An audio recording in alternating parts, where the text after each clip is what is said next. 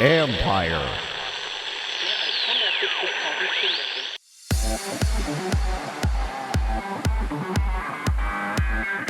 Golf simulation has changed dramatically. So now users can install this in their house and they can play and practice and get all those metrics that really kind of define golf in terms of how far the ball goes, how fast the ball goes, vertical launch angle, backspin, side spin, club head speed, and club head speed relative to ball speed. That's Mason Jones, head of marketing for TruGolf, for a company that has grown with the game for decades. This is the Future Sport Podcast. I'm Bram Weinstein.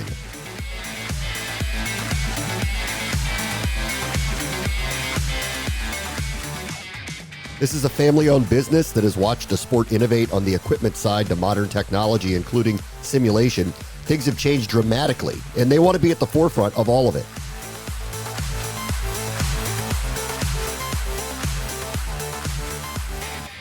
Our guest this week is Mason Jones. He's the head of marketing at TruGolf, which is a company that's been around since the early 1980s, an innovator in the golf industry with simulation engines, video game design, hardware solutions, esports platforms. Let's talk about modern golf from 50 years ago to now with Mason Jones. Hey, Mason, how are you? Graham, I'm doing really well. Thanks for having me. This is a legacy company that's been innovative. I would imagine you've seen the world of golf change in your lifetime. Could you kind of just broadly, before we get into some of your initiatives, talk about where golf was and where it is now? Definitely. So I would say kind of the biggest changes we're seeing is the technology that helps change the equipment, right? All you hear about is the distance debate and how far the ball is going. And a lot of the way that's proved is with launch monitors and technology that they really didn't have. I mean, the science behind how far the ball goes, where the ball landed, and why it does it is actually a pretty kind of recent innovation considering the sport's history. So in terms of the broadcast, obviously the tracer technology on TV and all the way down to how clubs are fit. Now we have this launch monitor technology that's really driving not only the viewer experience, but how you, the user at home, gets fit for equipment, all the way to how OEMs build equipment for you, the user at home. So it's a lot. There's a lot happening here. When did you see this change? When was the seed change for all the science and technology to kind of take over all of these different items that you're talking about? Yeah, it's kind of trickled down. And a lot of this technology has been around for a long time, but it's improved and it's kind of become totally part of the broadcast. So, I would say, honestly, kind of the 2000s until now, what we're trying to do on television and what people are doing with this technology on television is really trying to provide some context. The game is so big. The field where golfers play is so big that anything we can do to give you a little bit more perspective on, 182 mile an hour ball speed off the tee relates to how far. And so it's, 300-yard drives. And all of a sudden, people at home are getting a better understanding of what great athletes these are that they're watching on television and how that relates to these huge, enormous play fields where they're competing on. Yeah. And then to what degree is it important to try to make it relative to the average golfer? As you know, many of the people who watch this sport, which is what makes it very unique to other professional sports, are people that actually play it, and in some cases can play it at a pretty high level. Not that level, but a pretty high level. How do you think about making the information you provide relatable to golfers?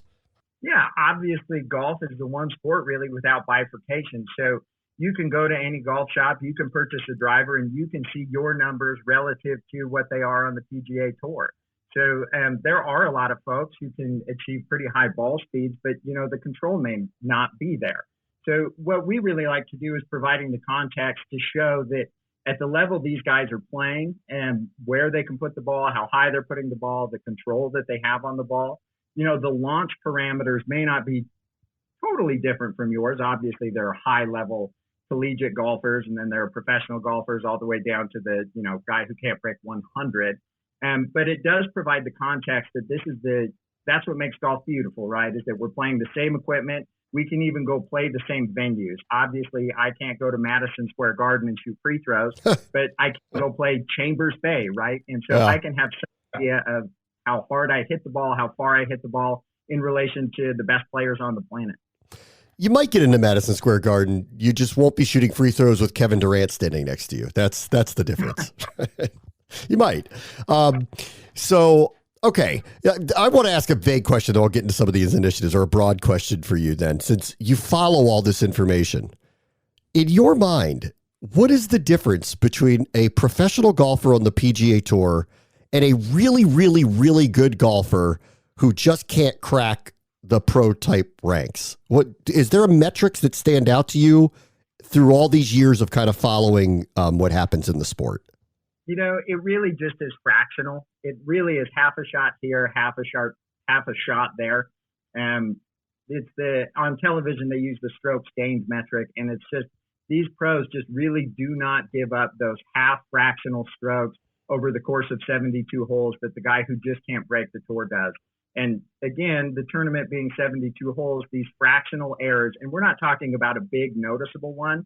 It's just putting the ball in the wrong spot at the wrong time, resulting in a half stroke penalty. And over 72 holes, those just add up. And when you get really, really talented golfers, they're subtracting half a stroke on the field against professionals. So the gap really is, it probably isn't noticeable, but mathematically, just over 72 holes, you really begin to see it. Okay, so let's talk about some of the stuff that TruGolf is doing. You're launching a new simulator. You want to talk about that a little bit, like what's coming here? All right, so TruGolf this September is launching the Apogee Launch Monitor, and the Apogee Launch Monitor measures club and ball data.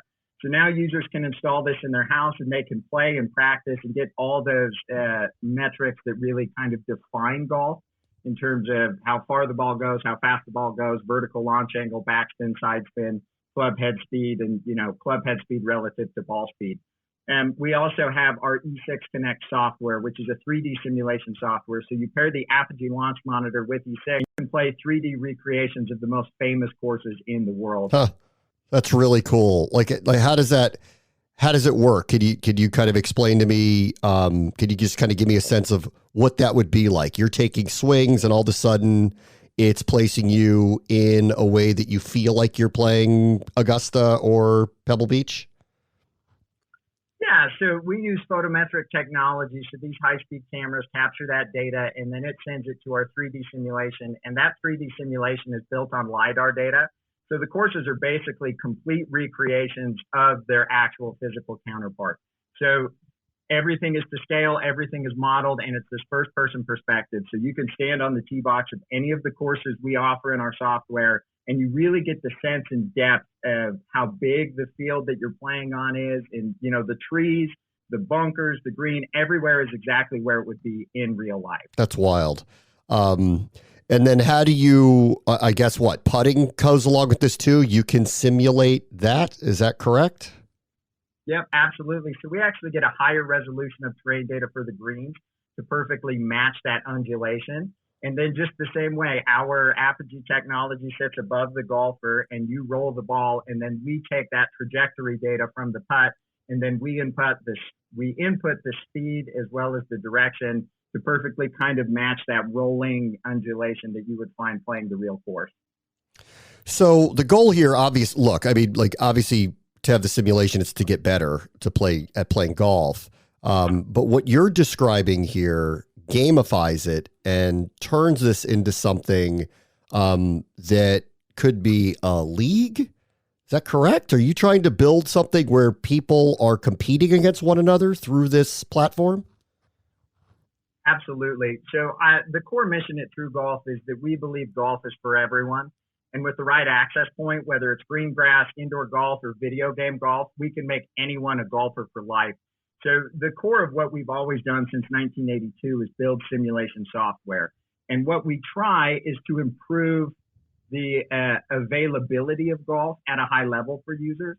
So whether it is our Apogee Launch Monitor, where users put this in their home and they're physically playing golf and we're plotting the trajectory data in our 3D simulation, or we're doing PC games, what we have the option to do is the software is hardware agnostic. So it works with golf simulators, it works with PCs, and it works with kind of low cost, like Wii Golf simulation tools as well. And it's also cross-platform. So at some level, we have people competing on golf simulators, playing against people who are playing PC games. Obviously, we can break that up. That's not totally fair, but that's what's available to us right now. That's wild. Do you envision this as a tour? That there's a simulated tour that's happening that is shared via social media or some kind of platform? We absolutely do envision it to be a tour. We think that virtual golf is the future of the game. And, since 1999, we've really felt that indoor golf, it plays faster and it scales better than outdoor golf. And with water restraints and, building new public courses isn't feasible. So we've always felt that the next step in the evolution of golf is meaningful indoor golf. And we really feel like the only way for indoor golf to be meaningful and retain users, both new users and, green grass diehard guys, is to have a live tour of virtual golf where people compete in a meaningful way and even win prizes. This episode is brought to you by Chalk and Dog, which brings together the vast experience and expertise of two of the brightest agencies in media, sports, wagering, and gaming. With deep roots in the UK and the US, the agency offers expert guidance in everything from market entry to market expansion for startups as well as established global brands powered by best-in-class communication and creative experts. Chalk and Dog has vast international experience and delivers results-oriented, tailor-made solutions for B2B and B2C organizations. Most of this would happen in your house, if you have the room and the space to do so. Do you envision this being part of a brick and mortar type of venue? I mean, it's not Top Golf because that's literally outside, but how do you kind of view that? Do you see this in that form too? Yeah, so in 2021, about 37.5 million Americans played golf, and this was both on and off the course. So 12.5 million people played golf exclusively off the course. So that's a simulator, a driving range, an entertainment range. And so what we're really seeing is this appetite for a non-traditional golf experience exploding. And so from the indoor golf point of view and TruGolf, and what we're seeing is more and more people buying simulators, opening up indoor golf facilities. When we first started doing this, those people were doing high-end training academies. Yeah. But now really what we're seeing are people opening brick and mortar golf simulator specific venues for people to come play. And what we're really noticing about this is the availability of golf has been huge in their success. And so obviously in Utah, it snows. So half the year you can't play green grass golf. So this is kind of a release valve for people who want to go and want to compete. And so that we feel like the league is going to be a really nice bow on this package, really, because people obviously want to golf. They love golf. Golf has been around forever and people can't get enough of golf. The PGA Tour season is all year long, right? And so what can we do to get people playing? And so these brick and mortar solutions get people in when they otherwise couldn't. And then this tour gives them a reason to keep coming back. That's interesting. Okay, with the information that people get by using all this equipment and technology, how do they then translate that into improving their games? Well, with the Apogee Launch Monitor, we actually have our point of impact replay. And the point of impact replay is a slow motion, high definition, scrubbable video of the club and ball impact. And we worked with the 2011 PGA National Teacher of the Year, Mike Malaska, and his big point to us was people need to understand what the club head is doing. And so now what people, with our technology, they're able to see how their swing translates into contact with the ball. At the end of the day, that's all that matters, is how well you put the club face on the ball. And that controls side spin, that controls distance. And so we looked at it as a way of taking, this is what I feel like I'm doing, to showing you what you're really doing. And so you think that is without the assistance of someone in person, adjusting your wrists, adjusting your stance, adjusting your shoulder, whatever it may be, that it's possible to improve on your own? Or is there still a necessity, even with all this information provided to you, to have a professional coach teach you how to play better? I would say that's twofold. Obviously, you need to learn the game of golf. And once you've refined the swing, it's that fractional difference that we talked about. So fractionally, if you're making better contact and you can see that you're not making the contact you need to, you know what you need to improve as a high-level golfer. E6 also offers a number of options inside the software paired with the Apogee Launch Monitor that helps people visualize and understand how far offline they're hitting, how much curvature is on the golf ball. And it also provides a web portal where you can see what my groupings are, what my clubs are doing. And so you can start to understand actually what's happening in your golf game. For us, the first step in improving is understanding what you're capable of. Almost any swing can go out there and be a scratch golfer, but you need to understand how far your clubs go and what your miss is. It's interesting. All right. Before I let you go, since you're in the industry, I'm dying to hear everybody's opinion of this. What do you make of what's happening in professional golf right now with all of these changes that are happening with these competitive tours? That is a very big question. And golf is having its cultural moment. And I do believe that the changes ultimately are going to result in a better and more entertaining product for the consumer. I believe that the governing bodies at large have come to understand that the best players need to compete against each other more often. And both these tours seem to be positing that they're doing that. And the PGA Tour recently, I think, has stated that expressly. And so I think the television product is going to improve when we have these names competing together more often. And ultimately, I think that's good. Obviously, the NBA doesn't put together the two teams no one wants to watch on Christmas Day. It's all about right. It's what we want to see are the best golfers competing at a high level against each other. And these changes seem to be pushing the sport in that direction. So that will, of course, as you know, golf has a very, very, very rich history that they've been leaning on. And one of the criticisms of the rival tours is you're not playing the tournaments the way that we used to play them, on merit, where every shot matters, where a cut still occurs. Do you get the sense that the PGA Tour is coming around to, we do actually have to change the way we present our product, even if it is different than how we've played this game for hundreds of years? I'm not sure. And that's unfortunately not the best answer, but I do think the tour has acknowledged that the demographic and who watches golf will change, and they need to find a way to get more people watching the game every week, understanding that it's going to be different now than it is in 15 years. What's the right field size and how do we make it fit a television product is a question that I can't answer, but I do appreciate that they're asking that question. Yeah. And from your perspective, like right now, what is happening is it's getting a tremendous amount of publicity again for a variety of different reasons. I can only imagine that you have to see this positively, that any attention back on the highest level of golf is good for the sport, correct? Absolutely. And I also think the idea that golf needs to change and golf needs to modernize itself, that's something that we've been saying since 1999. And now it looks like the governing bodies are really looking into what's the most feasible way to make that happen. Mason Jones is the head of marketing at TruGolf. Thank you so much for joining us. I appreciate you. Thank you.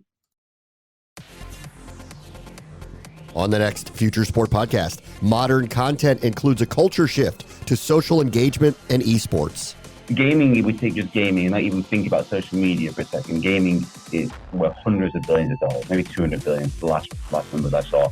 When you have a market that massive, biggest in entertainment, you're never going to get everyone liking the exact same thing.